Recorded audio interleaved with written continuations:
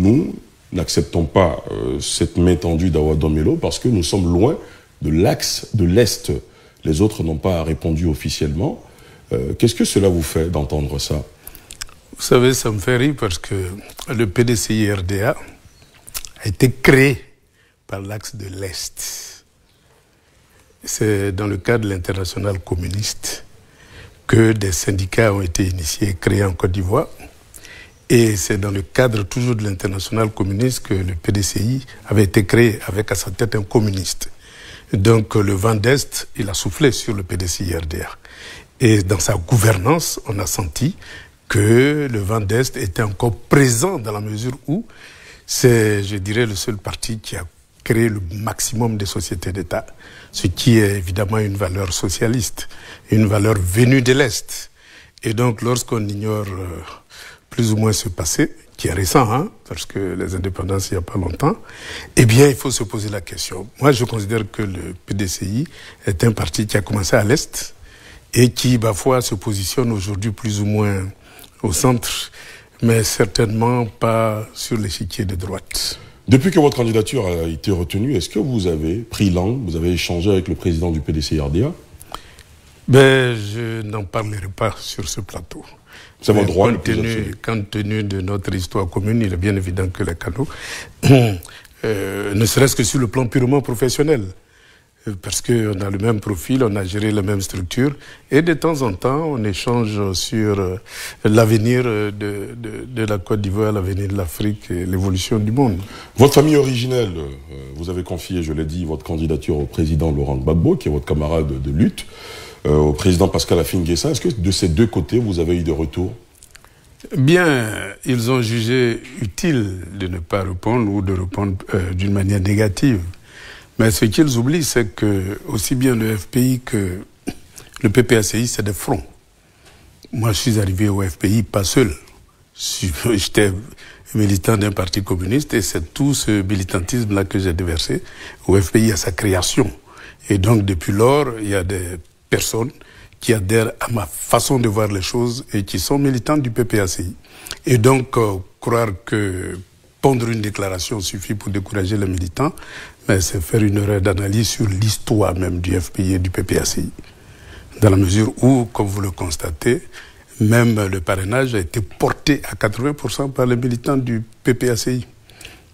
On a vu un communiqué en cette fin de semaine de Maître Habiba Touré, justement, qui évoquait la révocation de plusieurs militants et de hauts cadres du parti. Est-ce que c'est la suite des défections en votre faveur? Ben oui, évidemment, c'est une dynamique dans la mesure où, il faut savoir, le PPACI, c'est un front. Hein. Il y a une aile gauche qui est très forte. Et donc cette aile gauche-là, évidemment, disons, regarde ailleurs quant à ses choix tactiques et stratégiques. Et donc, comme vous le constatez, il y a beaucoup qui sont d'accord avec ma position et qui, parfois, s'engagent à mes côtés. Il y a beaucoup quitte aussi, à perdre leur responsabilité. Il y a beaucoup aussi dans ce front qui estiment que vous n'avez pas été cohérent, oui, qui vous donne même le qualificatif de traître, oui, parce que le parti a choisi à une convention à laquelle vous avez pris part le candidat Laurent Gbagbo, et finalement, vous, au bout du compte, à quelques mois de la présidentielle, vous décidez de faire cavalier seul.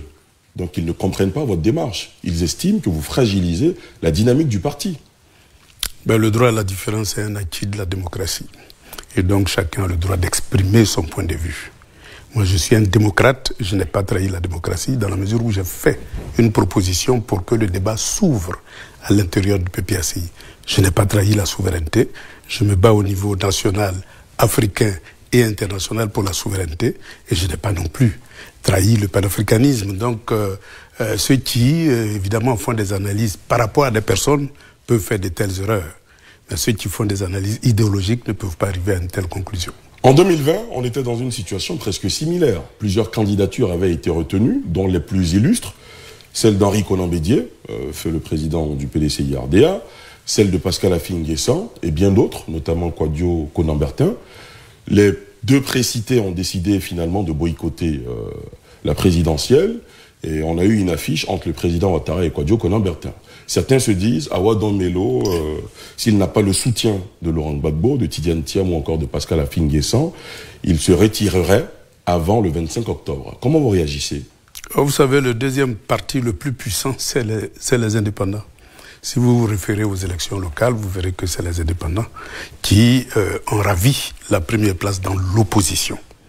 Par conséquent, c'est valable pour les législatives et les municipales peut-être, mais pas encore pour la présidentielle. Mais vous verrez, dans la mesure où les esprits évoluent, chacun se rend compte que la démocratie n'est pas seulement la propriété des partis politiques, mais que chaque citoyen est libre de faire ses choix en fonction de ses analyses. Moi, je parcours la Côte d'Ivoire, je vais un peu partout, je vois comment les Ivoiriens réagissent. Et donc, nous ne sommes plus au stade où les citoyens sont des otages des partis politiques. Ça, c'est une donnée nouvelle qu'il faut prendre en compte, sinon on fait une fausse analyse. Donc, ce que vous nous dites, c'est que vaille, vous êtes candidat jusqu'au 25 octobre. Mais je suis candidat, évidemment. Je suis candidat aux élections présidentielles de 2025. Évidemment, la météo politique, elle peut changer, mais pour le moment, ma ferme conviction, c'est qu'il faut utiliser les urnes comme moyen d'expression démocratique et il faut utiliser les urnes pour faire avancer le jeu démocratique. Parce qu'on oublie souvent que le jeu démocratique, il y a d'abord deux phases essentielles. Faire connaître ses pensées, ses idées. C'est ça le propre d'une campagne électorale. Dès lors que vous avez toujours l'intention d'aller aux élections pour gagner, il est bien évident que vous ratez l'occasion de faire partager vos idées. Mais c'est parce que les Ivoiriens auront partagé vos idées qu'ils vont vous porter au pouvoir. Et donc pour moi, le jeu démocratique, c'est le lieu de l'expression démocratique d'un pays. C'est pour ça que j'ai décidé de rentrer dans le jeu démocratique et puis exprimer mes pensées. Avant d'en arriver justement à vos pensées, à vos idées, à ce que vous souhaitez pour la Côte d'Ivoire, pour terminer sur le contexte sociopolitique, dans l'opposition, il était prévu une marche ce 4 octobre. Finalement, la marche a été annulée. Le PPACI a annoncé une marche pour le 11 octobre prochain, alors que la veille, vous êtes censé ouvrir votre campagne, vous et les autres candidats retenus. Quel commentaire faites-vous de cette situation? Vous savez, le processus démocratique, c'est vraiment un processus. On a commencé par le multipartisme, et comme vous le savez, le multipartisme, c'est la gestion de l'État par un parti, et pour un parti. Et nous sommes sur le chemin de la démocratisation de la Côte d'Ivoire. Et donc, sur ce chemin-là, il peut y avoir des allers et retours. C'est-à-dire, il y a des moments où la démocratie avance, et il y a des moments où elle recule.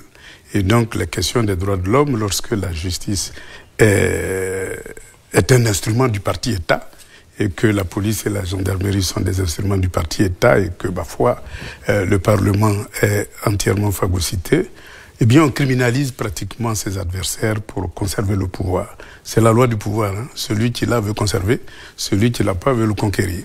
Et donc, dans cette dynamique-là, je pense que il faut toujours utiliser la ruse démocratique pour avancer. La ruse démocratique, c'est de vous soutenir.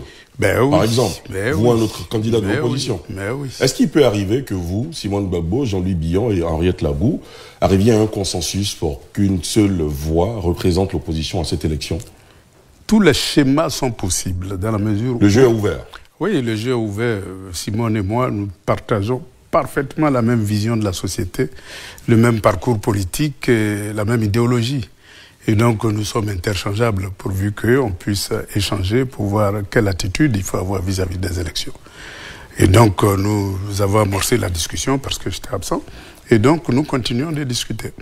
Alors, certains vous reprochent aussi d'avoir été longtemps absent en Côte d'Ivoire, pour vos fonctions notamment de représentation des BRICS. À cela, qu'est-ce que vous répondez? Parce qu'ils estiment que quand on est longtemps absent, ce qu'ils ont reproché notamment au président du PDCI-RDA, c'est qu'on ne maîtrise pas les réalités des Ivoiriens. C'est une erreur grave. Je suis sur le terrain politique depuis 83. Je crois que je ne suis pas resté les bras croisés depuis 83 jusqu'à aujourd'hui. J'ai parcouru la Côte d'Ivoire. J'étais à l'aube du multipartisme où j'étais responsable de la délégation du Zinkomwe où j'ai pu tisser d'énormes relations politiques. La preuve, c'est que la commune de Bongouano a été l'une des premières communes à avoir un maire FPI. Ben, ça, c'est l'activité principale que nous avons menée qui a conduit à ce résultat-là. Et donc, depuis longtemps, je suis sur la scène politique, même quand j'étais en exil. Eh bien, je continuais de travailler sur la scène politique à travers des jeunes, à travers des adultes, à travers des personnes de gauche avec qui j'avais toujours des échanges et en même temps, on essayait d'entrevoir l'avenir. Et donc, je suis absent, mais avec les nouvelles technologies, on n'est jamais loin. Vous parlez de votre candidature et de vos idées. Alors, votre idée est portée par le concept de souveraineté économique, principalement.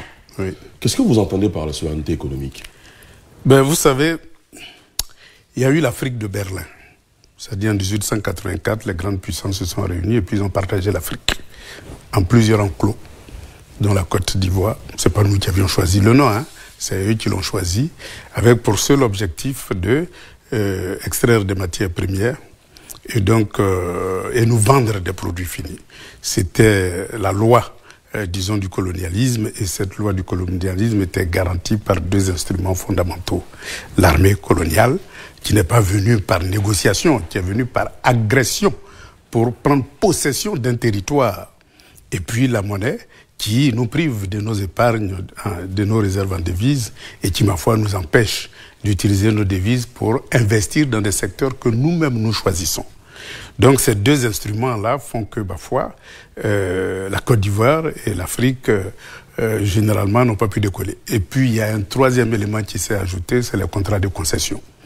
Vous savez, on prend une mine d'or, on concède à une multinationale.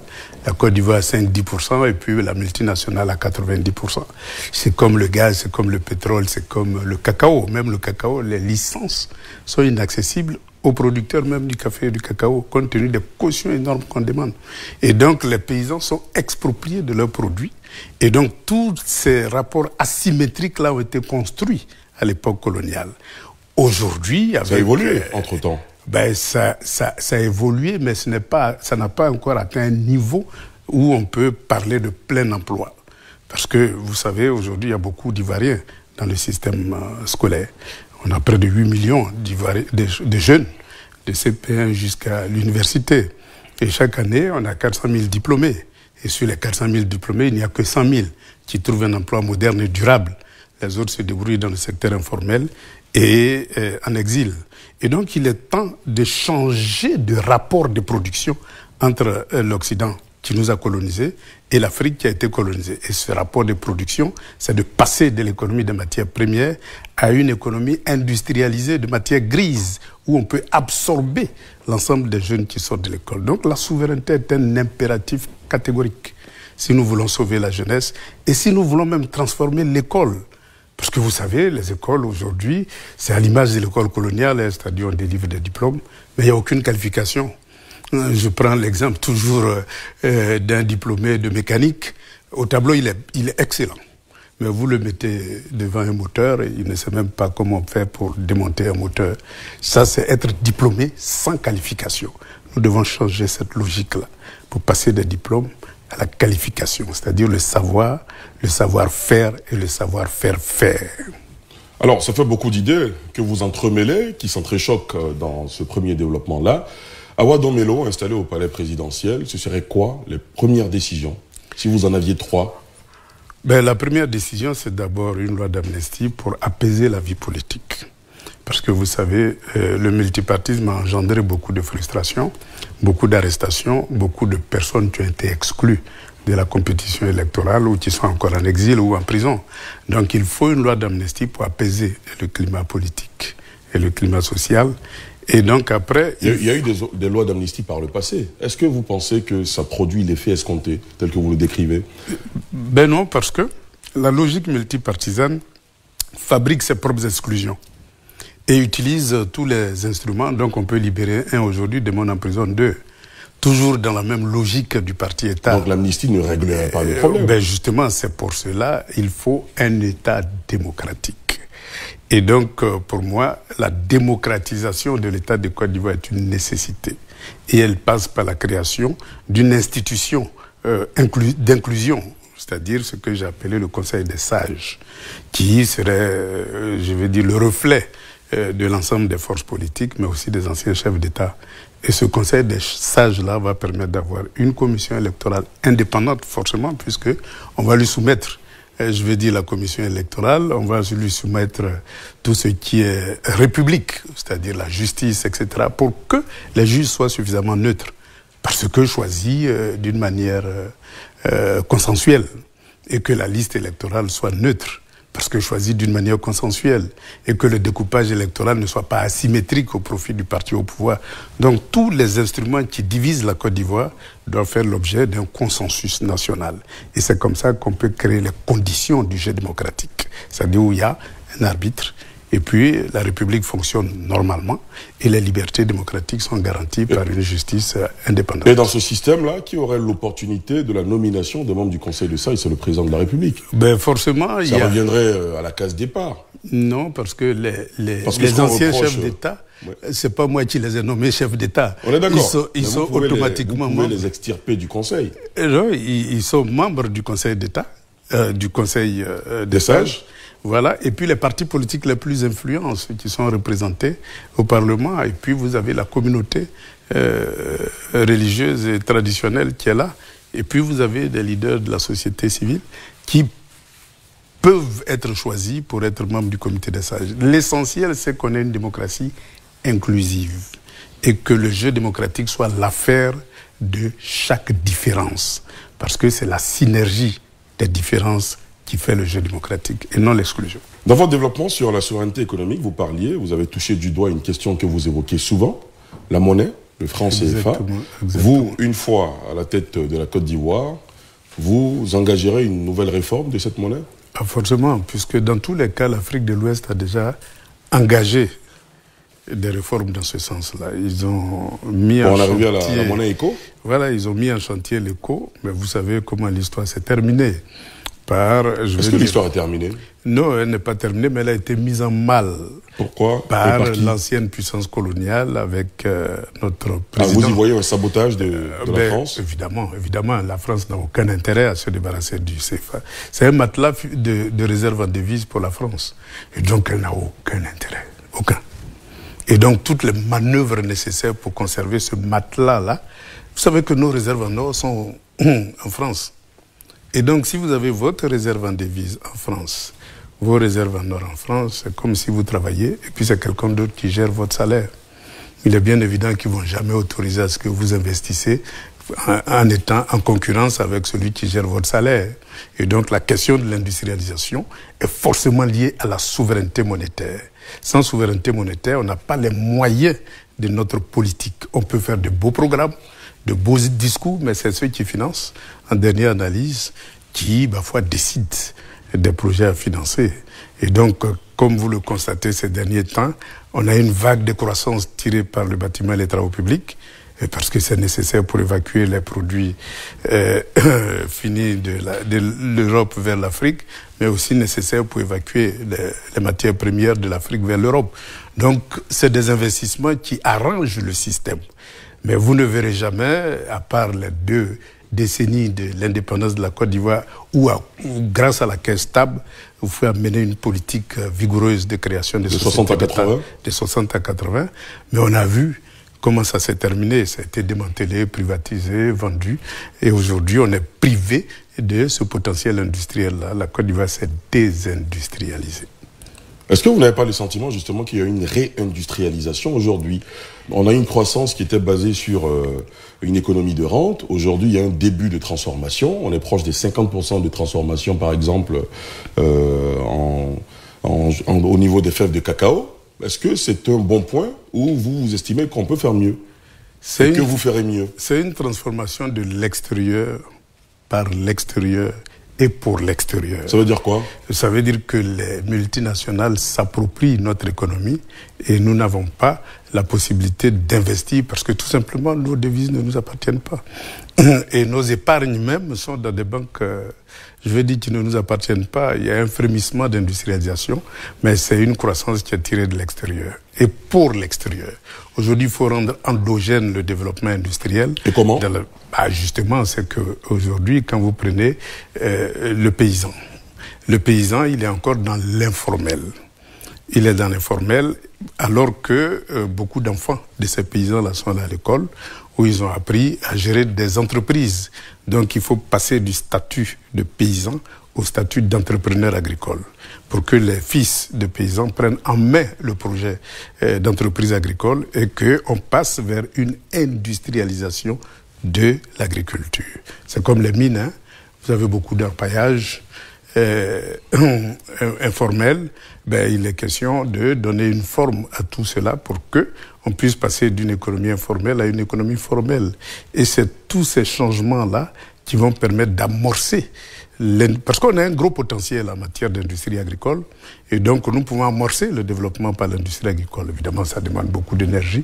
Parfois, on a de solaire, on a de la biomasse, on a plein de sources d'énergie potentielles pour, je vais dire, développer l'industrie, même en milieu rural, c'est-à-dire le conditionnement des produits pour ne pas que ça périsse en brousse. Ça, c'est le minimum.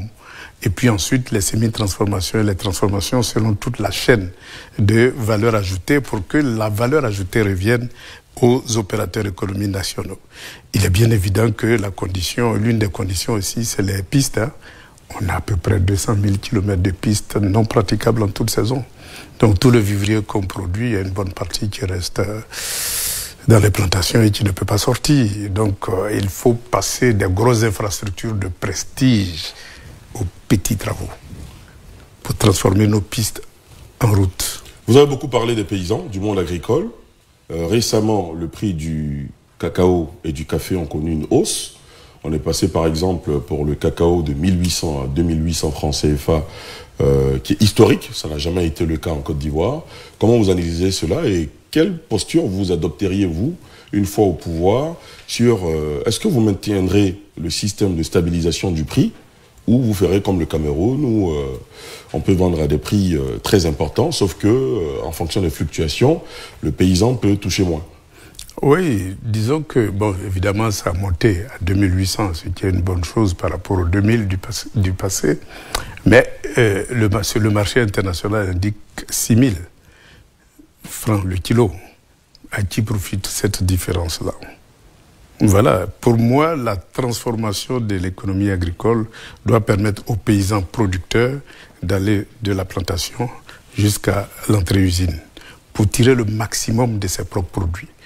C'est comme la femme qui fait du vivrier. C'est pas quelqu'un, elle va au marché et puis elle vend son produit et puis elle a son argent. Je veux dire, il n'y a aucune raison aujourd'hui dans une économie comme la nôtre où on a une classe moyenne, fils de paysans, qui connaissent l'économie, qui connaissent le marché international, de ne pas réorganiser, sortir l'agriculture de l'informel pour que le paysan lui-même, à travers ses fils, puisse vendre son produit à l'extérieur. J'étais à Moscou tout dernièrement, vous savez, le prix du kilo. Vous savez à combien ça s'achète là-bas? Non, dites-nous. Près de 10 000 à 12 000 le kilo. C'est fort? Eh bien oui, si on convertit évidemment. Donc vous voyez qu'il y a des niches de marché que le paysan avec ses enfants, en sortant de l'informel, est capable de décrocher pour se faire une marge. Aujourd'hui, les techniques d'industrialisation ne sont pas compliquées. Je vais dire pour conditionner, pour transformer le cacao en chocolat, c'est des technologies simples. Il y a beaucoup d'Ivoiriens qui le font aujourd'hui. Donc ces technologies-là, on peut les enseigner dans des écoles. C'est pour ça qu'il faut transformer l'école pour qu'on passe du savoir au savoir-faire, du diplôme à la qualification. Certains vous diraient, c'est bien beau de dire de transformer l'école, mais comment on transforme l'école? Quel est votre plan pour la transformation de l'école, si vous en avez un? D'abord, toute transformation commence par le financement. Si vous n'avez pas le financement, c'est pas la peine. C'est comme si vous avez un beau dessin d'une belle villa à laquelle vous rêvez, mais vous n'avez pas accès au crédit, vous n'avez pas de ressources. Donc votre rêve restera dans vos poches, dans vos tiroirs, ça ne va jamais se réaliser. C'est pour ça que la question, je vais dire, de l'indépendance, de la souveraineté monétaire est au cœur. La Côte d'Ivoire a un PIB aujourd'hui qui est incroyablement élevé. Mais quelle est la part qui revient aux nationaux? Rien du tout. Et donc, il faut augmenter cette part-là au profit des acteurs nationaux pour que l'épargne reste en Côte d'Ivoire. Et c'est lorsque l'épargne reste en Côte d'Ivoire que l'État peut s'enrichir et se donner le moyen de financer une nouvelle école. Vous savez, comme je dis, on exporte la matière première, mais on achète beaucoup de produits finis. Les véhicules, Vous voyez, la Côte d'Ivoire, c'est rempli de véhicules, mais on en produit combien? Même pas les pièces détachées. Regardez un peu les médicaments. On en consomme combien par jour en Côte d'Ivoire? Mais on n'en produit aucun médicament. Donc il y a toute une restructuration de l'économie et un nouveau rapport entre nous et l'Occident qu'il faut définir. Mais ça demande un régime qui soit souverain. C'est lorsque vous avez réalisé les grandes ruptures qui nous relient encore à l'ancienne puissance coloniale, telle que la défense, telle que la monnaie, que vous êtes capable de vous approprier. Et puis tous les contrats de concession. Comment vous pouvez imaginer que Orange, ou chaque Ivoirien, consomme des cellulaires, des data, etc., et que la Côte d'Ivoire n'est que 5% dans le capital? C'est pas normal.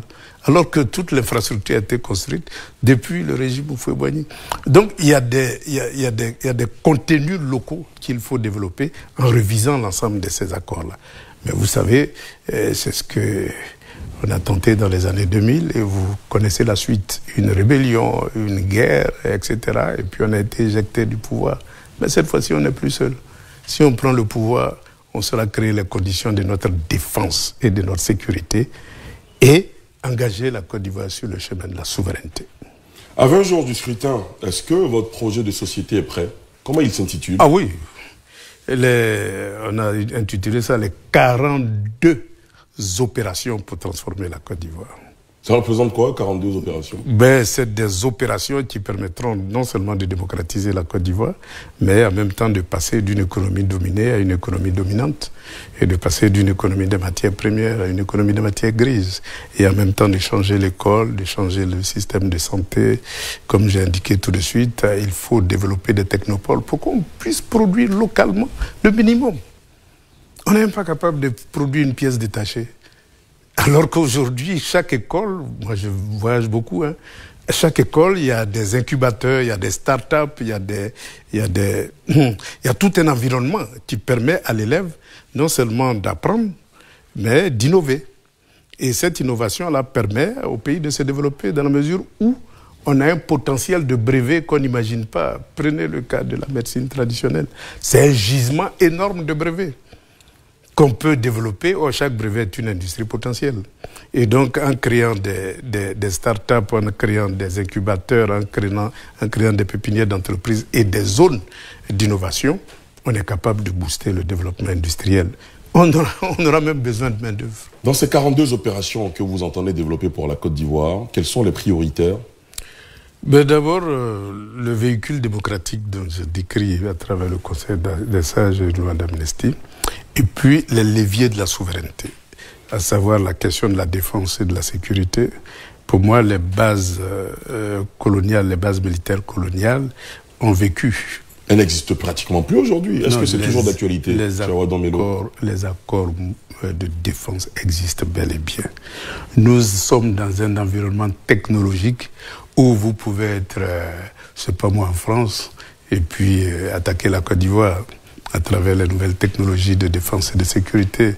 Vous pouvez avoir des sous-marins, vous pouvez avoir toutes les technologies. Et puis même, en un rien de temps, vous pouvez transporter, héliporter, ou même utiliser les cargos pour faire débarquer des chars et tout un contingent. Donc, c'est pas la question d'être présent ou de ne pas être présent, c'est les accords de défense. Il faut tout simplement, je dirais, évidemment, on aura toujours besoin de coopérer avec la France, mais à notre condition. Comme je dis toujours, on prendra le meilleur là où il se trouve. S'il se trouve en France, on ira chercher. Mais s'il se trouve ailleurs, on n'a plus de raison d'avoir un accord de type monopolistique sur la défense et la sécurité. Il faut pouvoir s'ouvrir. Aujourd'hui, la Côte d'Ivoire s'est ouverte déjà.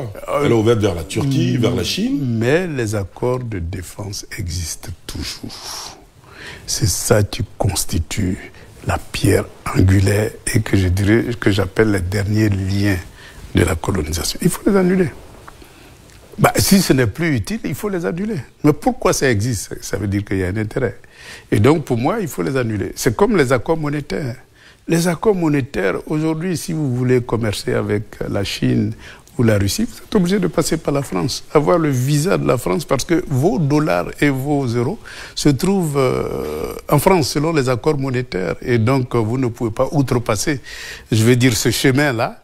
Et quand un pays comme la Russie fait l'objet des sanctions, SWIFT est impraticable et donc vous ne pouvez pas commercer avec.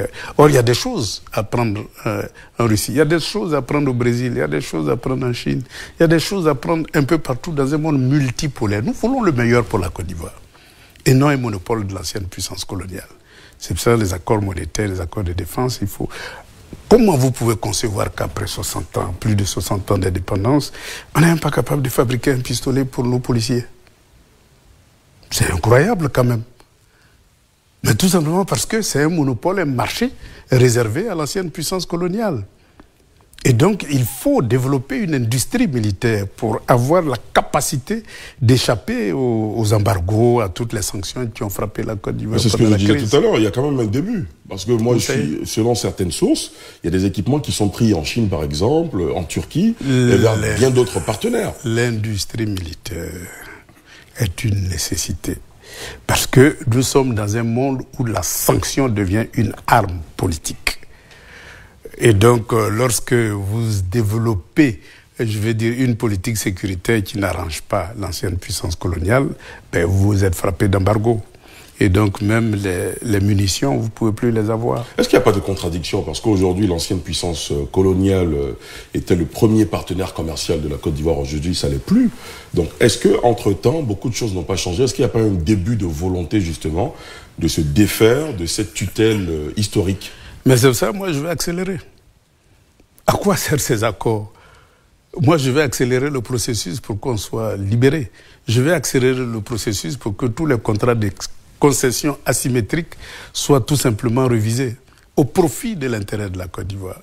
Parce que vous voyez, si on veut industrialiser la Côte d'Ivoire, prenez le secteur de l'électricité. Mais vous savez combien coûte le kilowattheure d'électricité en Côte d'Ivoire comparé au kilowattheure d'électricité en Chine, qui est notre concurrent immédiat en matière d'industrie.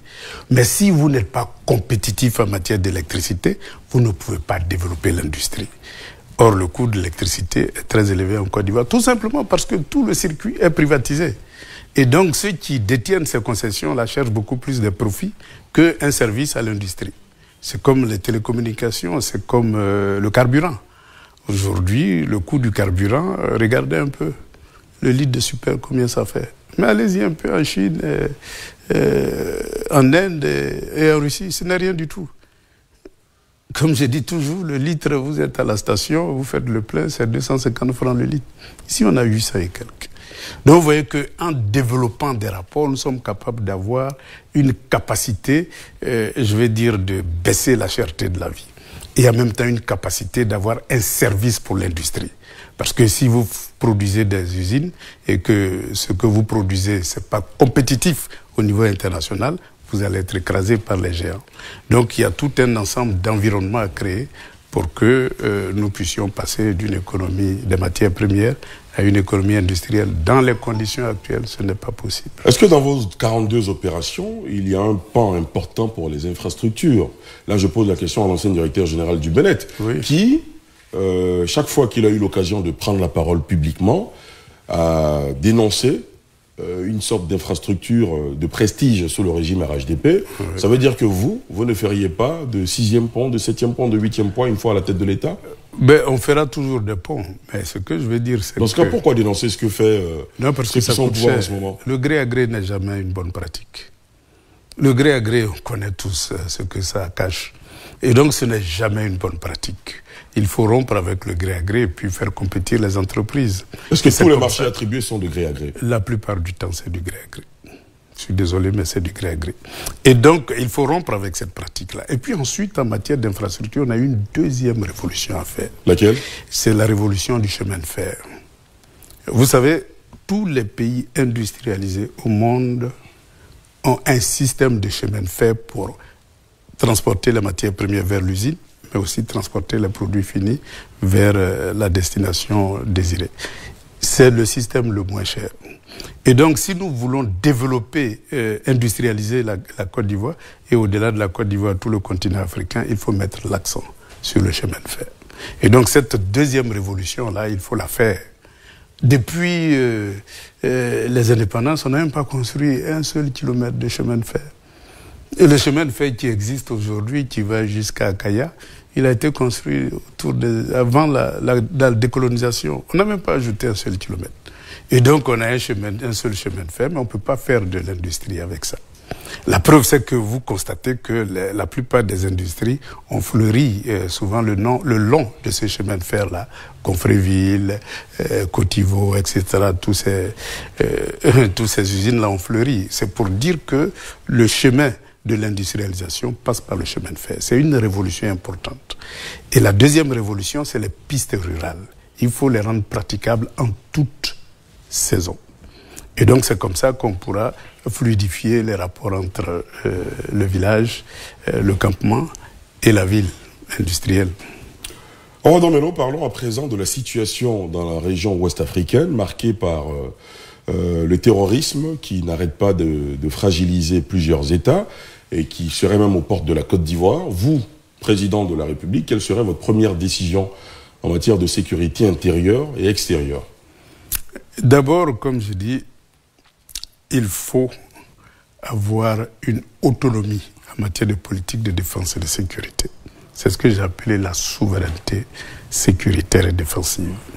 Et il faut choisir des partenaires qui soient capables véritablement d'être utiles dans la lutte contre le djihadisme. Et donc, c'est ces choix-là qui vont permettre véritablement de combattre le djihadisme. Et il faut mettre en place une défense commune au niveau de l'Afrique de l'Ouest. Et donc, si on a une défense commune, il est bien évident qu'on pourra co-gérer, et je veux dire, les infiltrations des djihadistes à travers les différents États.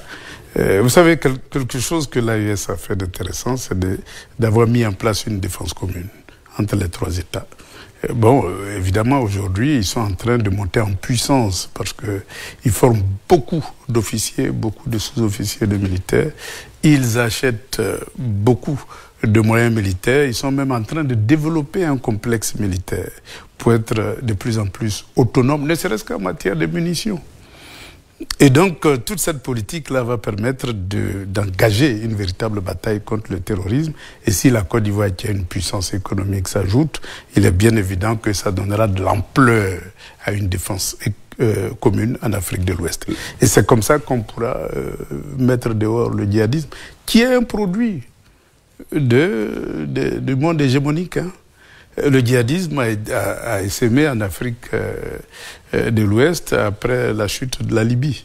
Mais pourquoi ils ont attaqué la Libye? Parce que la Libye était au cœur des institutions panafricaines.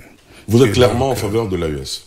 Ah ben oui, moi je suis complètement en faveur de l'AES. Parce que sur le même axe de l'Est? Ah ben certainement sur l'axe de la souveraineté. Parce que vous-même vous l'avez souligné, aujourd'hui ils coopèrent avec la Corée, ils coopèrent avec la Turquie, ils vont chercher la technologie là où ils estiment que c'est utile pour leur souveraineté.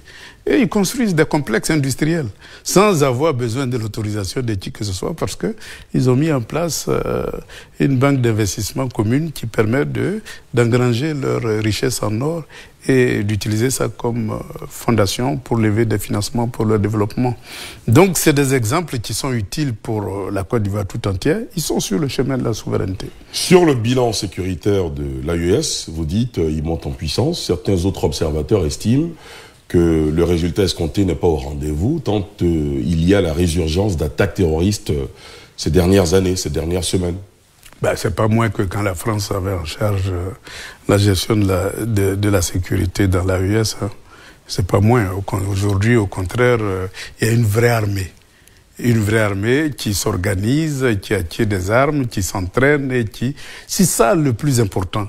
C'est pas qu'on vienne sous-traiter notre défense à une puissance extérieure, mais le simple fait d'avoir des partenaires qui soient capables de vous permettre de monter en puissance et de prendre en charge votre destin. Quelle est la différence entre traiter avec la France, par exemple, et traiter avec la Russie pour sa sécurité? Parce que certains vous dites qu'on doit couper le cordon avec la puissance coloniale de l'époque, mais vous décidez d'aller vous mettre derrière la Russie, qui prendra simplement la place de la France. Ben ça, c'est ce que j'appelle la propagande. Le Maroc a bien sa puissance militaire, mais elle coopère beaucoup plus avec la France qu'avec n'importe quel autre pays. Pourtant, son complexe industriel, eh bien, ils l'ont développé en coopérant avec tout le monde. Prenez l'Égypte.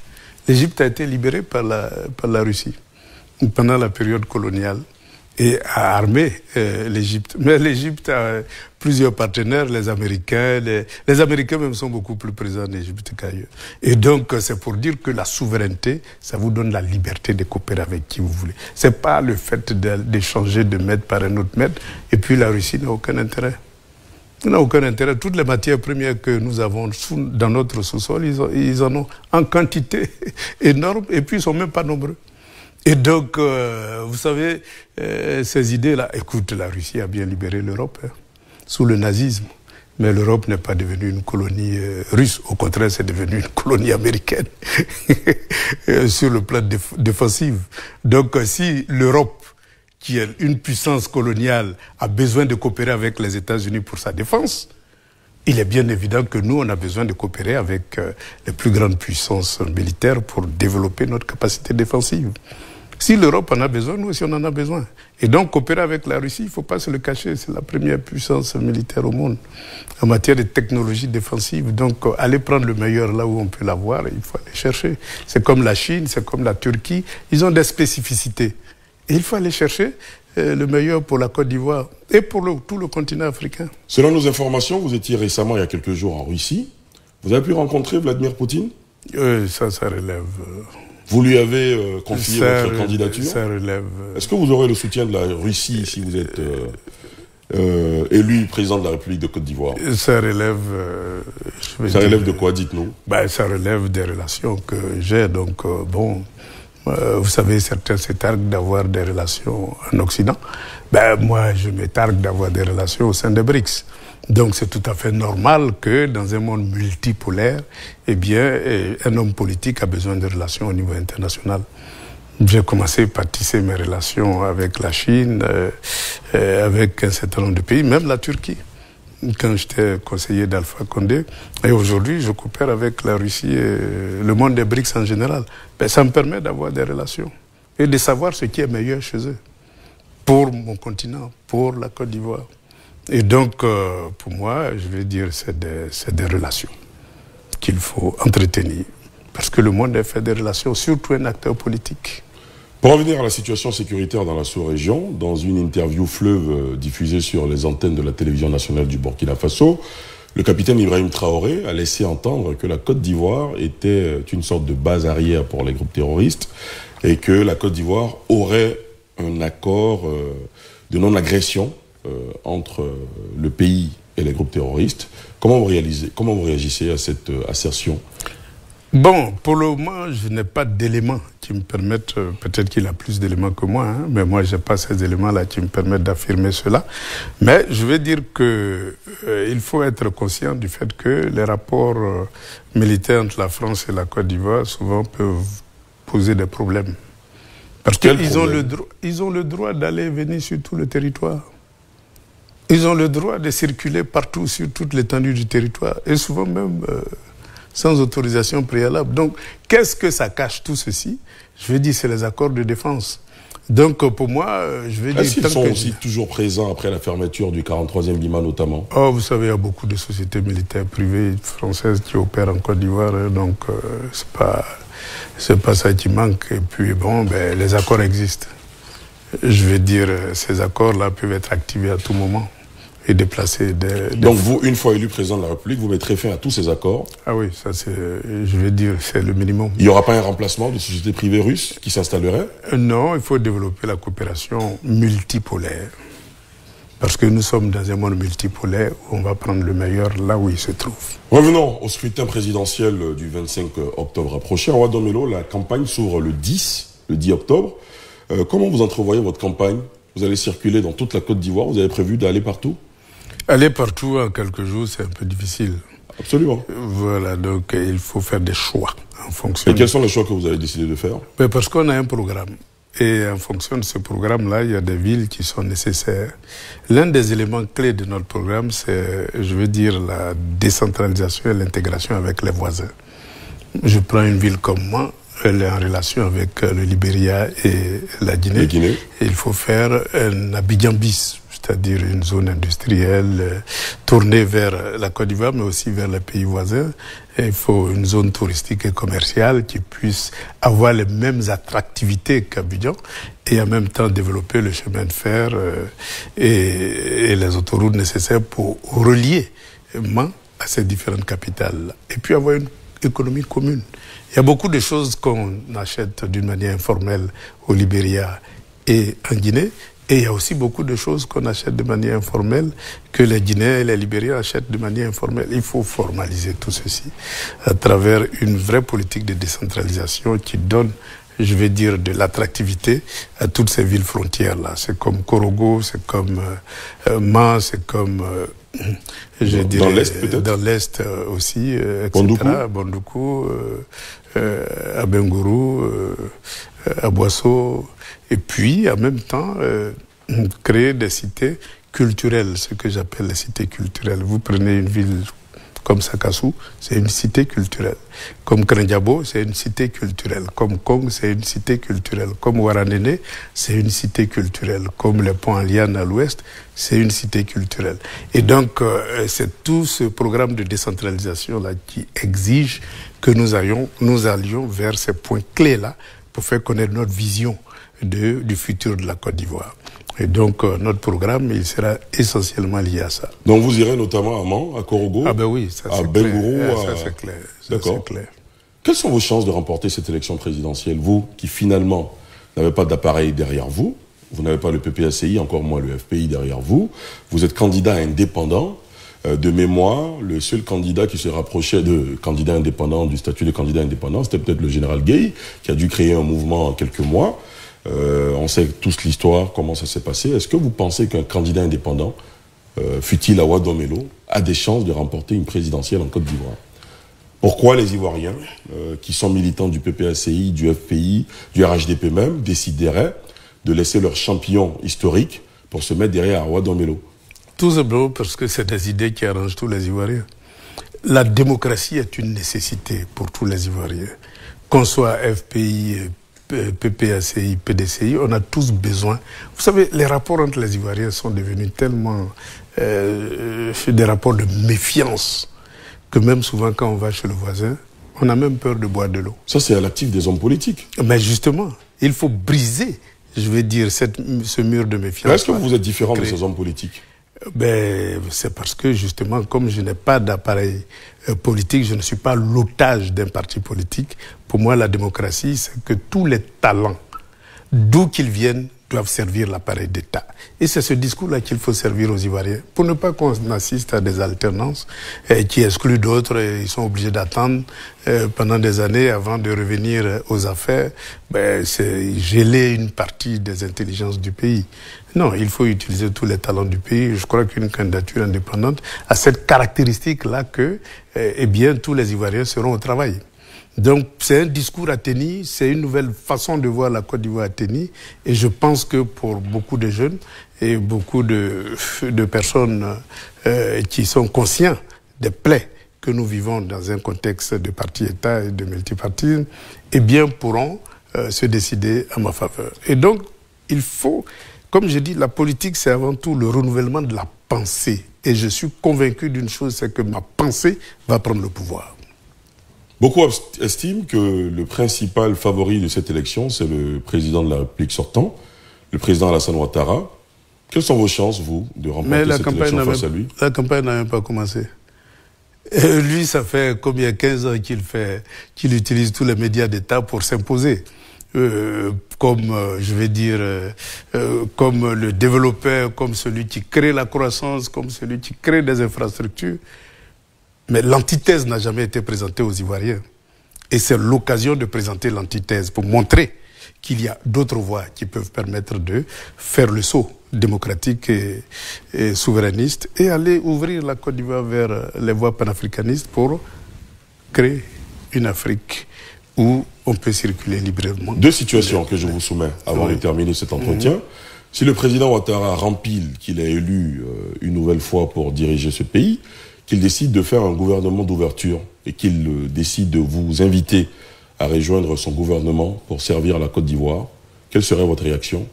Ben, tout dépend. Vous avez parlé de geler les intelligences de la Côte d'Ivoire. Tout dépend de l'offre. Est-ce que c'est pour démocratiser la Côte d'Ivoire ou bien c'est pour coopter quelques cadres à l'exclusion de tout le reste? Tout dépend de l'approche.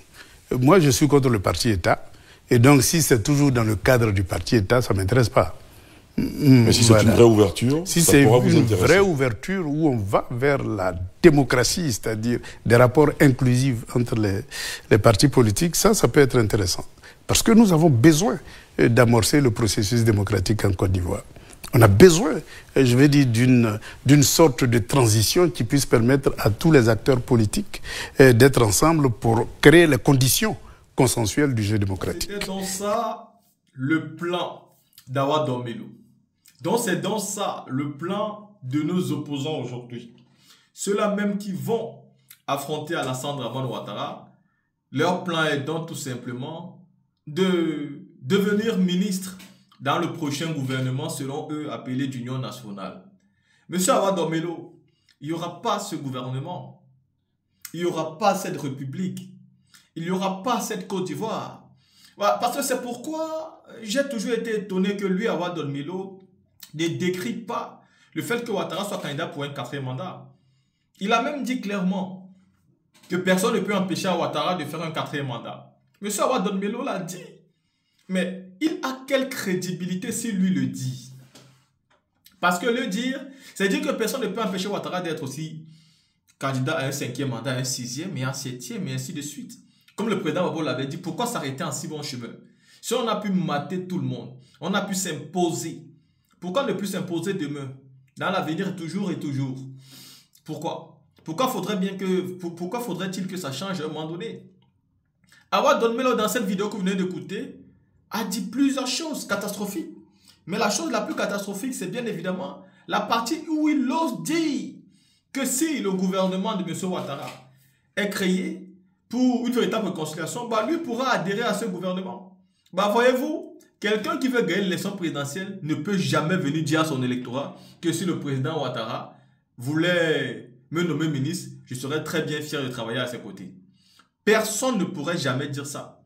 Si quelqu'un voulait véritablement remplacer un homme, la première chose qu'il dirait c'est sa politique et la mienne ne sont pas similaires. Ce qu'il propose n'est pas ce que je propose. Je ne peux donc jamais travailler avec lui parce que ses propositions n'ont rien à voir avec les miennes. Je n'apprécie pas sa manière de gouverner, sa politique dictatoriale où il impose simplement sa vision à la Côte d'Ivoire. Il veut nous renvoyer au parti unique et moi je ne vais jamais participer à un tel gouvernement. Dès l'instant où vous laissez une ambiguïté, des imaginations, des non-dits, ça veut dire que vous êtes là pour un deal et pas pour une élection présidentielle. Je pense que même Simon Névé pourrait dire mieux que M. Awa Domelo. Bravo au président Laurent Gbagbo qui n'a pas demandé de soutenir ce monsieur. Bravo au président Tidjane Thiam qui n'est pas tombé dans son piège. Ce sont tous des gens qui travaillent avec le président Ouattara. Oui, il ne suffit pas d'être intellectuel. Il ne suffit pas d'être, c'est-à-dire le meilleur parmi les meilleurs. Il suffit aussi d'avoir une véritable conviction. Et la conviction d'un homme de gauche n'est pas celle de travailler avec un tel homme comme Dramane Ouattara. C'est que celui-ci n'est plus de gauche. Awa Domelo n'est plus un homme de gauche. Oubliez ça. Il est aujourd'hui en train de faire, n'est-ce pas, de la prostitution politique parce qu'il va de porte en porte à la recherche, soi-disant, des électeurs et pourtant, il veut juste faire croire qu'il est en train de jouer son jeu. La campagne a commencé et vous ne dites rien et ne faites rien. On vous invite sur les plateaux de télé, vous couvrez tous les jours. Ouattara n'a pas besoin de ça. C'est bien dommage ce qui se passe en Côte d'Ivoire. Mais heureusement que nous avons Laurent Gbagbo et Tidjane Thiam. Nous avons Soro Guillaume et Afin Guessa. Nous avons également beaucoup d'autres leaders de partis politiques qui se battent dans la CAPC et qui ont rejoint le Front commun. La lutte va avoir lieu et elle va se mener jusqu'au bout.